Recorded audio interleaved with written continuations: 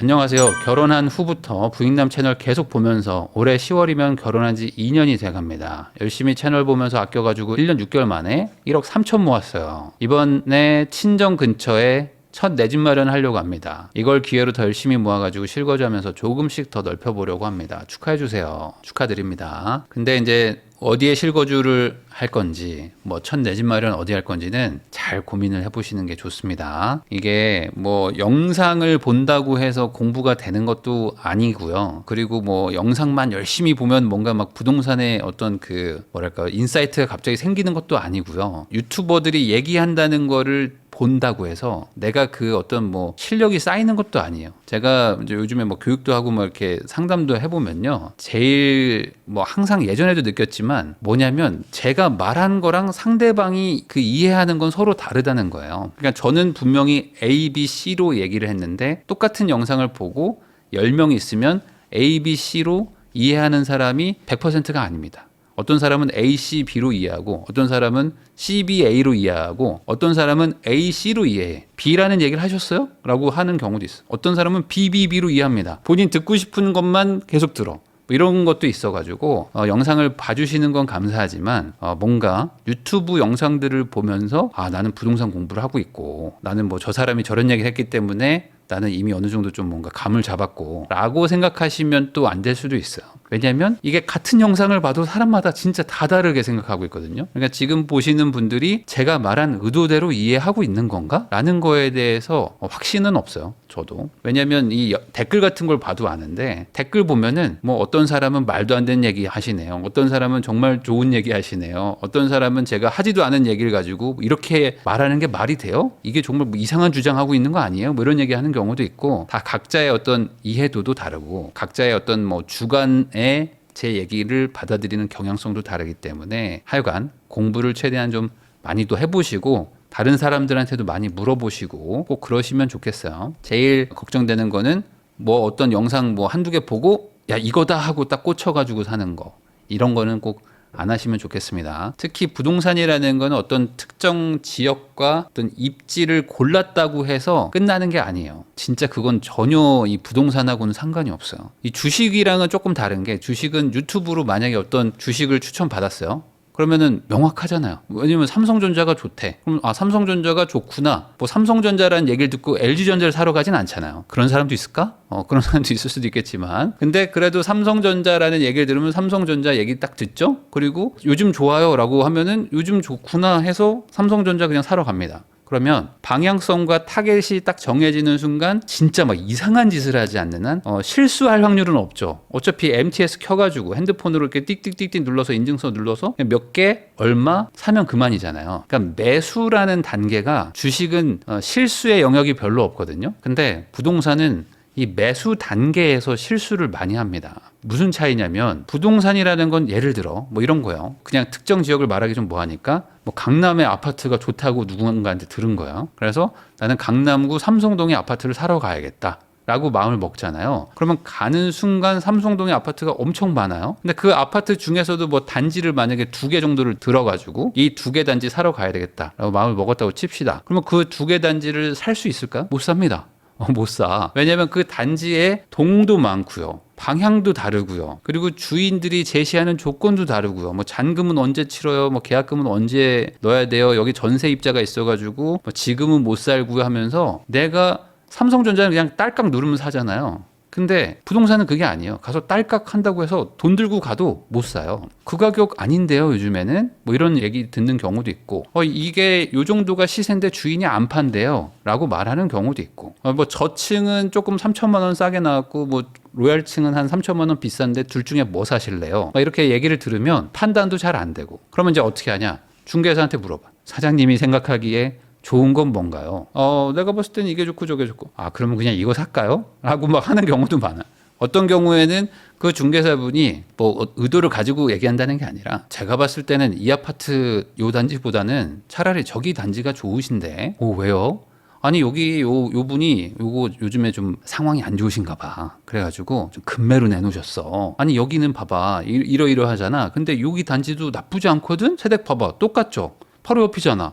아, 그러네요. 근데 여기 2천 더 싸다니까? 아, 그럼 이게 나을까요? 아, 그럼 내가 봤을 때 이게 나아. 하면 또 그거 사고. 이러기도 해. 그러니까 이 부동산이라는 거는 유튜브에서 뭔가 얘기할 수 있는 거랑 실제 현장에 가가지고 마지막 그 거래할 때의 그 디테일, 이런 것들은 이게 영상으로 배울 수 있는 건가? 라는 부분에 대해서는 또 의문도 있어요. 그러니까 잘 하시는 분들도 많겠지만 너무 이렇게 부동산이라는 거는 그냥 대충 지역과 동네만 그리고 단지만 정해지면 그냥 다 똑같이 사는구나 라고 생각하시면은 안 될 수 있습니다. 예전에 그 막 대세 상승 기간 때 유동성 막 풀리고 막 정부 정책은 막 집값 올리려고 막 난리가 나고 막 일주일에도 정책이 막 3-4번씩 나오고 막 집값이 막 폭주할 때 있잖아요. 그럴 때는 아무거나 사도 돼. 사실 아무거나 사도 막 올랐거든요.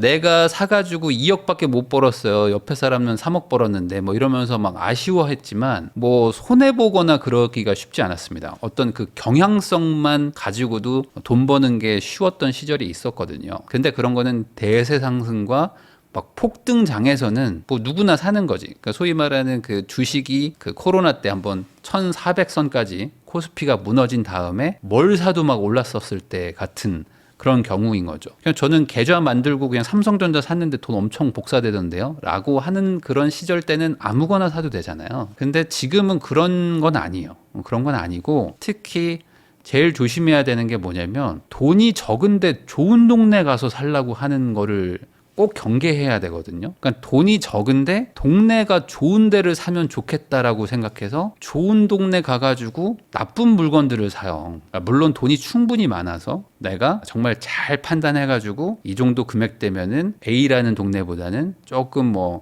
급지가 소위 말하는 급지가 떨어지더라도 C급지에 가가지고 요 A 단지를 사는 게 더 좋겠다라고 판단을 할 수 있으면은 문제가 없는데 대부분 이제 그런 판단을 못 하는 경우에도 그런 경우에도 막 집을 사버린단 말이죠. 그러면 매수는 진짜 부동산은 쉬워요. 왜냐면 뭐 내가 돈 들고 그냥 뭐 많은 물건들 중에서 그냥 턱 사면 그만이거든요. 근데 그걸 샀다가 이제 그때부터 임차인하고 세금하고 뭐 나중에 뭐 수리 문제 그리고 나중에 팔 때 이게 그때 트렌드랑 좀 안 맞을 수도 있고 그때 수요가 막 대세 상승장이면 막 팔리는데 안 팔리는 경우도 있단 말이지. 그러면 이거 어떡하지? 라는 생각이 또 들죠. 근데 여기서 또 계약갱신권 쓴다고 그러지 뭐 임차인은 집 안 보여준다고 그러지. 근데 나는 이제 그때 가가지고 막 결혼할 사람 생겼어. 근데 이 집을 또 이제 뭐 실거주는 못해. 이거 팔고 그 여자친구 남자친구 돈 합쳐가지고 좋은 집 하나로 좀 이사 가고 싶은데 그때 얘가 왜 이렇게 애물단지가 내가 가지고 있었지? 뭐 이런 생각하는 경우들도 생길 수가 있습니다. 특히 뭐 지방 아파트 같은 거 뭐 가지고 계시거나 이런 분들 뭐 아니면 뭐 소형 아파트 뭐 원룸형 오피스텔 막 분양받고 막 이런 분들 있잖아요. 뭔가 좋은 입지에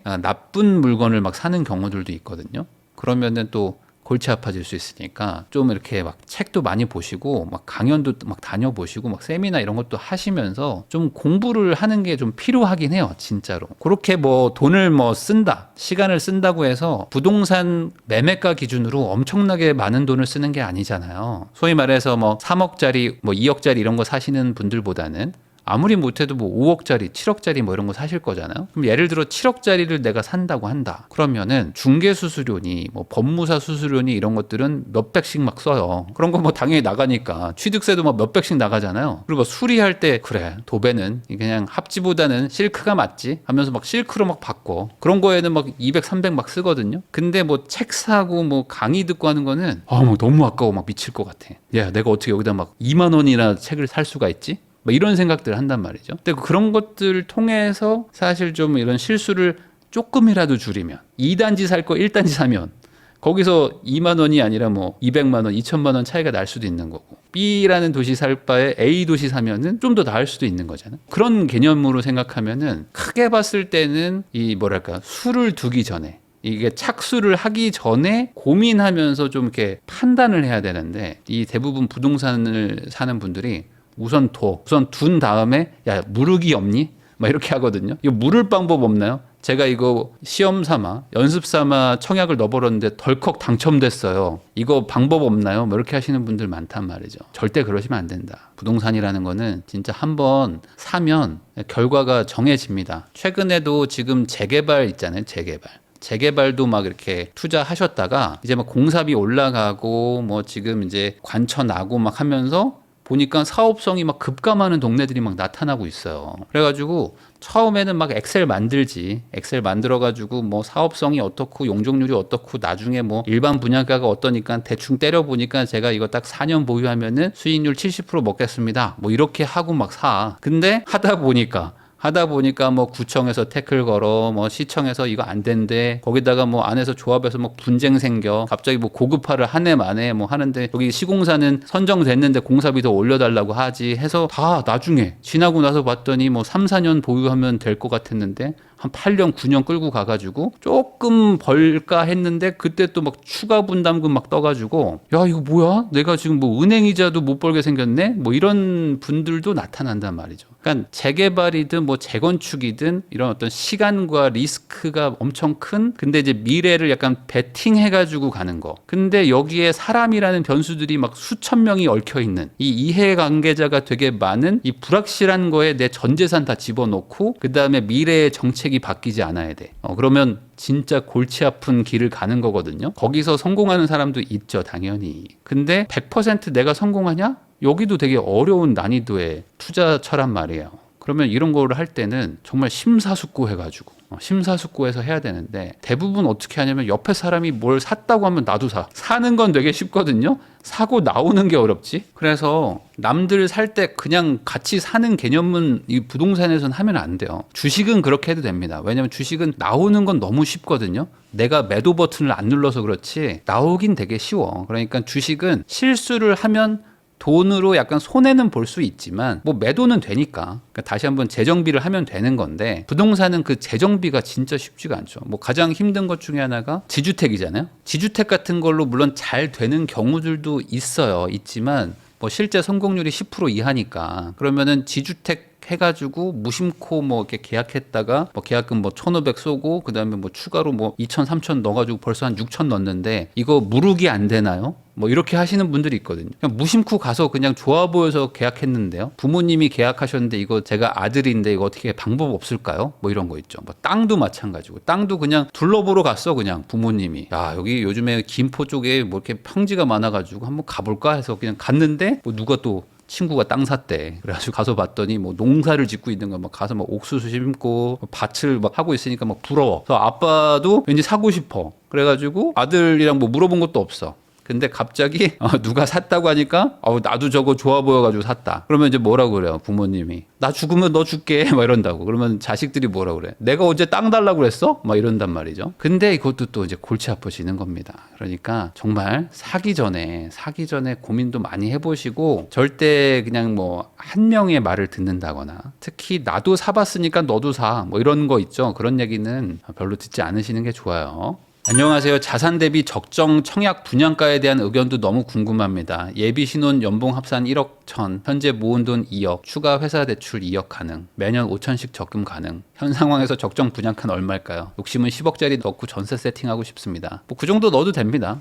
기본적으로 청약이라는 거는 우선 당첨이 안 되실 확률이 뭐 극히 높지만 된다고 하더라도 뭐 후분양을 넣으실 건 아니니까 대부분 이제 선분양이면 최소 3년 뭐 길면 뭐 4년 뒤에 입주잖아요. 그러면 3, 4년 뒤에 입주하는 동안 내가 돈도 많이 모아놓고 그리고 그때 가면은 또 이제 집값이 그 당시 최신축이잖아요. 최신축이니까 정말 무슨 산골짜기에 여기에 아파트가 왜 있지? 라는 것만 사지 않으시면 괜찮은 입지라면 웬만하면 매매가가 그래도 조금 뭐 분양가를 막 극도로 비싼 거 막 이상한 뭐 분양가 상한제도 전혀 없고 뭐 전혀 뭐 아무런 뭐 허그에 뭐 보증도 안 받는 뭐 오피스텔 뭐 이런 거 사지 않는 한 뭐 어느 정도 뭐 분양가보다는 그래도 올라가 있을 확률이 높죠. 그러면 그 금액에서 또 일부 또 전세를 충당하게 되면은 뭐 연봉의 뭐 한 10배 정도짜리 뭐 이렇게 분양 받는다고 하면 뭐 잔금을 못 낼 수준까지 가는 분들은 별로 없습니다. 보통 잔금을 못 내는 상태거나 심각하게 무너지는 분들은 두 종류밖에 없어요. 뭐냐? 이 분양권 그 계약금보다 조금 더 많은 돈 가지고 소위 말하는 프리미엄으로 한번 좀 피장사, 프리미엄 장사를 한번 해봐야겠다. 나는 실제 10억짜리인데 10억을 다 낼 여력도 없지만